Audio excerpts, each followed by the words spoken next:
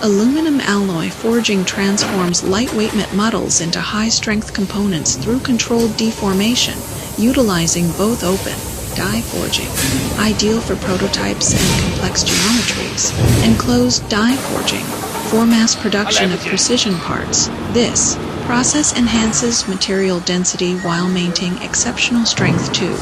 Weight ratios. Key applications include bicycles, motorcycles, forged crank arms, suspension parts, new energy systems, battery enclosures, hydrogen storage vessels, aerospace, landing gear components, turbine blades.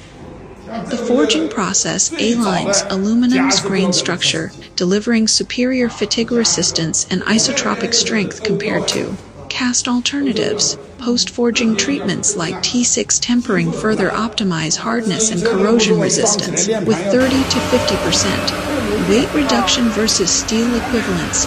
Forged aluminum meets stringent demands for mobility efficiency in EVs and payload optimization in aircraft. Advanced DI designs enable net shape production, minimizing making waste in sustainable manufacturing cycles.